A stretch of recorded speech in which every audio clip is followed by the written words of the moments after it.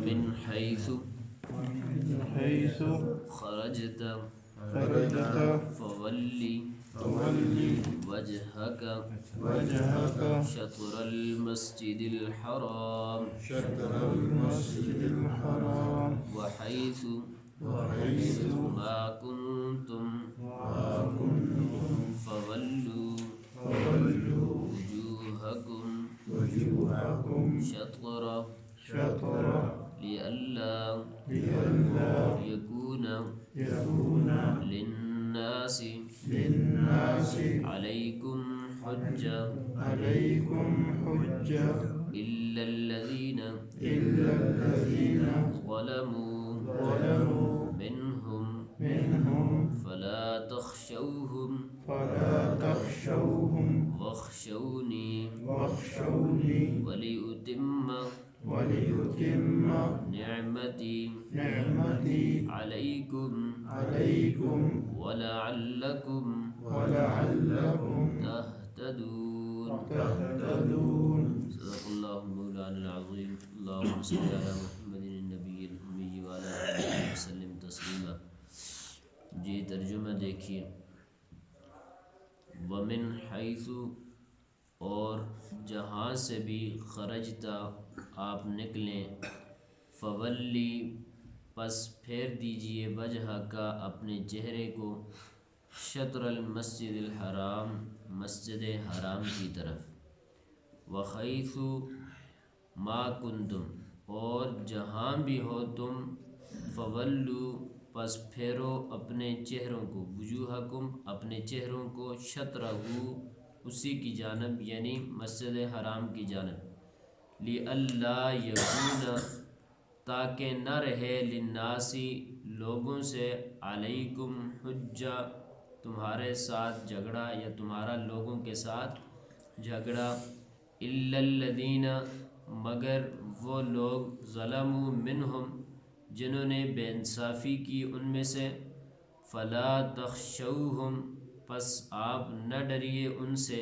وخشونی اور مجھ ہی سے ڈریے ولی اتم نعمتی تاکہ میں تمام کروں اپنی نعمتوں کو علیکم آپ پر ولعلکم تہتدون اور تاکہ تم تہتدون سیدھی راہ پا جاؤ ہدایت پا جاؤ. جی پچھلی آیت کے اندر بھی قبلے کا ہی تذکرہ ہوا تھا. اللہ رب العزت نے بار بار اس کا تذکرہ فرمایا ہے. یہ اس وجہ سے ایک تو تاکید ہو جائے بات کی اور دوسرا جو یہود و عیسائی تھے اس وقت کے لوگ وہ بار بار یہی اعتراض کر رہے تھے کہ قبلہ کیوں بدلا گیا. تو ظاہر ہے ایک بات پر جب اعتراضات ہوں تو پھر جس پر اعتراضات ہو رہے ہیں اس کو کچھ ٹینشن ہوتی ہے کچھ پریشانیاں لائق ہوتی ہیں کہ بار بار ایک چیز پر اعتراضات ہو رہے ہیں. تو اللہ رب العزت نے اپنے محبوب کو بار بار تسلی دی ہے کہ کوئی بات نہیں یہ کہتے رہیں. بار بار اللہ رب العزت نے پچھلی آیات کے اندر بھی وَمِنْ حَيْثُ خَرَجْتَ فَوَلِّ وَجْهَكَ شَطْرَ الْمَسْجِدِ الْحَرَامِ اور آج جو آیت پڑھ رہے ہیں اس کے اندر بھی 2 مرتبہ فرما دیا کہ اسی کی جانب اپنا چہرہ رکھیے. وَمِنْ حَيْثُ خَرَجْتَ فَوَلِّ وَجْهَكَ شَطْرَ الْمَسْجِدِ الْحَرَامِ جہاں سے بھی آپ نکلیں. مراد سفر و حضر ہے کہ چاہے آپ سفر میں ہوں یا گھر پر ہوں جس جگہ پر بھی ہوں جہاں سے بھی آپ نماز پڑھیں گے تو رخ کدھر کریں گے مسجد حرام کی طرف کعبہ کعبہ کی طرف کریں گے. جہاں بھی ہو چاہے سفر ہے حضر ہے. تو کل میں نے آپ کو مسئلہ بتایا تھا اگر سفر کے اندر ہو یا حضر کے اندر ہو تو قبلے کی سمت معلوم نہ ہو تو خوب غور و فکر کے بعد جس سمت پر بھی نماز پڑھیں گے نماز ہو جائے گی. لیکن غور و فکر کے بغیر اگر پڑھ لی جائے تو وہ نماز جو ہے نہیں ہوگی قابل اعادہ ہوگی اس کو دوبارہ پڑھنا پڑے گا. یہ آگے فرمایا وَحَيْثُ مَا كُنْتُمْ فَوَلُّوا وُجُوهَكُمْ آگے جمع کا صیغہ لگا کے پھر ساتھ امت کو بھی بتایا کہ وَحَيْثُ مَا كُنْتُمْ تم جہاں کہیں بھی ہو فَوَلُّوا وُجُوهَكُمْ تو پھیر لو اپنے چہروں کو شطرہ اسی کی جانب. مراد کیا ہے مسجد حرام کی جانب۔ کس وجہ سے بار بار اللہ رب العزت نے ذکر فرمایا؟ لِأَلَّا يَكُونَ لِلنَّاسِ عَلَيْكُمْ حُجَّةٌ، تاکہ نہ رہے تمہارے ساتھ ان لوگوں کا جھگڑا کہ وہ جو بار بار اعتراضات کر رہے ہیں اور آپ بھی ان کو دلائل دے رہے ہیں، وہ بھی کہہ رہے ہیں کہ ایسی کون سی بات ہے کہ بار بار قبلہ تبدیل ہو جاتا ہے۔ تو اللہ رب العزت نے بار بار اس کا ذکر فرمایا اور فرمایا کہ عملی طور پر یہ چیز اپناؤ تاکہ یہ جھگڑا ہی ختم ہو جائے، ان کا اعتراض جو ہے وہ ختم ہو جائے، اعتراض نہ کریں، انہیں معلوم ہو جائے۔ معلوم تو ہے ہی ہے کہ نبی پاک صلی اللہ علیہ وسلم جو آخری نبی ہوگا اس کے قبلے دو ہوں گے، اور آخری قبلہ جو ہوگا وہ خانہ کعبہ ہوگا۔ یہ ان کی کتابوں میں موجود تھا، ان کو پتہ تھا، لیکن شرارت کی وجہ سے کرتے تھے۔ اللہ رب العزت نے بار بار اس بات کی تاکید کی کہ آپ مسجد حرام کی طرف ہی رخ کر کے پڑھیے۔ جب سارے کے سارے مسجد حرام کی طرف رخ کر کے پڑھیں گے تو ان کا جھگڑا جو ہے یہ ختم ہو جائے گا۔ اعتراضات کب تک کریں گے؟ کچھ دنوں تک ہوں گے، اس کے بعد ساری چیزیں ختم ہو جائیں گی۔ إِلَّا الَّذِينَ ظَلَمُوا مِنْهُمْ، مگر ان میں سے بعض ہی لوگ ایسے ہوں گے جو اس بات کو پڑھتے رہیں گے، اعتراضات کرتے رہیں گے، وہ بے انصاف اور ظالم لوگ ہوں گے جو اس بات سے نہیں پھریں گے۔ باقی اگر کوئی سمجھنے والا ہوگا تو وہ اس بار بار کی تاکید سے سمجھ جائے گا کہ ان کا قبلہ اللہ کی طرف سے یہی ہے۔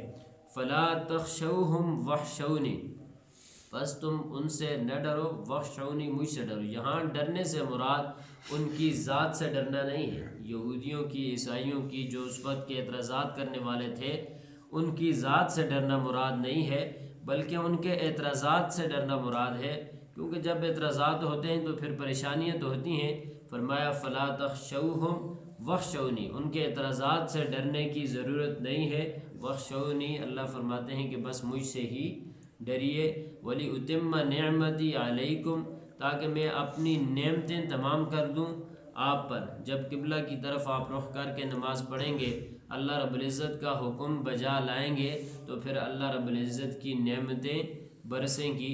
وَلَعَلَّكُمْ تَهْتَدُونَ، اور آپ کے راستہ جو ہے وہ بھی سیدھا ہو جائے گا، راہ پا جائیں گے، ہدایت پا جائیں گے، سیدھے راستے پر چل جائیں گے۔ جی ترجمہ دیکھیں۔ وَمِنْ حَيْثُ خَرَجْتَ، اور آپ جہاں سے بھی نکلیں، فَوَلِّ وَجْهَكَ، پس پھیر لیں اپنے چہرے کو، شطر المسجد الحرام، مسجد حرام کی طرف، وَحَيْثُ مَا كُنْتُمْ، اور جہاں کہیں بھی ہو تم، فَوَلُّوا وُجُوهَكُمْ، پھیر لو اپنے چہروں کو، شطرہ، اسی کی جانب، یعنی مسجد حرام کی جانب، لِأَلَّا يَكُونَ لِلنَّاسِ، تاکہ نہ رہے لوگوں کا، علیکم حجہ، جھگڑا تمہارے ساتھ، إِلَّا الَّذِينَ ظَلَمُوا مِنْهُمْ، مگر ان میں سے وہ لوگ جنہوں نے ظلم کیا یا جنہوں نے بے انصافی کی، فَلَا تَخْشَوْهُمْ، پس نہ ڈریے ان سے، وَاخْشَوْنِي، اور مجھ سے ڈریے، وَلِأُتِمَّ نِعْمَتِي عَلَيْكُمْ، تاکہ میں تمام کروں اپنی نعمتوں کو تم پر، وَلَعَلَّكُمْ تَهْتَدُونَ، اور تاکہ تم سیدھی راہ پا جاؤ۔ اللہ تعالی ہم سب کو عمل کی توفیق عطا فرمائے، آمین۔ اللہم السلام منک السلام، تبارک ربنا وتعالیٰ یا ذا الجلال والاکرام۔